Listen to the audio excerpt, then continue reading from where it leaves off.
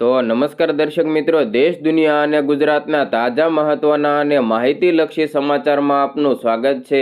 દર્શક મિત્રો, દેશ અને દુનિયામાં બનતી અવનવી ઘટનાઓની માહિતી તેમજ રાજનીતિને લગતા અને ખાસ કરીને ખેડૂત મિત્રોને લગતા સમાચારની અપડેટ સૌથી પહેલા મેળવવા માટે અમારી ટ્રેન્ડિંગ ગુજરાત યુટ્યુબ ચેનલને અત્યારે સબસ્ક્રાઇબ કરી લેજો અને બાજુમાં આપેલા ઘંટડીના નિશાનને પણ પ્રેસ કરી દેજો, જેથી અમારા અવનવા વિડીયોની અપડેટ સૌથી પહેલા તમારા સુધી પહોંચી જાય।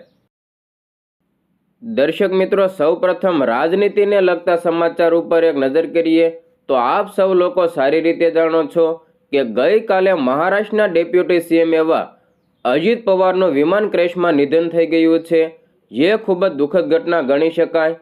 ભગવાન તેમના દિવ્ય આત્માને શાંતિ આપે અને તેમના પરિવારને આ દુઃખ સહન કરવાની પણ શક્તિ આપે તેવી પ્રાર્થના।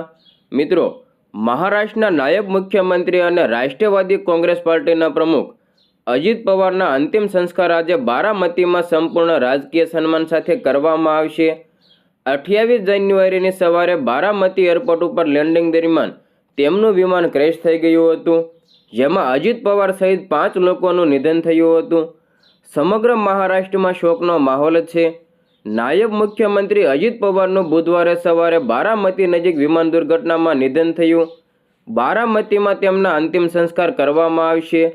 અહેવાલો પ્રમાણે કેન્દ્રીય ગૃહમંત્રી અમિત શાહ અને ભાજપ પ્રમુખ નીતિન નવીન પણ અજીત પવારના અંતિમ સંસ્કારમાં હાજરી આપશે। મોટી સંખ્યામાં લોકો હોસ્પિટલ અને તેમના પરિવારના નિવાસસ્થાન ખાતે અંતિમ શ્રદ્ધાંજલિ આપવા માટે પહોંચી રહ્યા છે। સમર્થકો અને સ્થાનિક નાગરિકોની ભીડ સતત વધી રહી છે।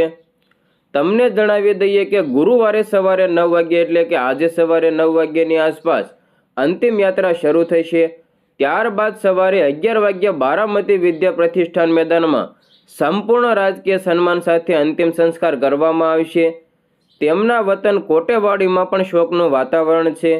બારામતીમાં તેમની યાદમાં એક સ્મારક બનાવવાની પણ ચર્ચાઓ થઈ રહી છે। રાજ્ય સરકારે 3 દિવસનો રાજકીય શોક જાહેર કર્યો છે। આ દરમિયાન રાષ્ટ્રધ્વજ અડધી કાઠીએ લહેરાશે।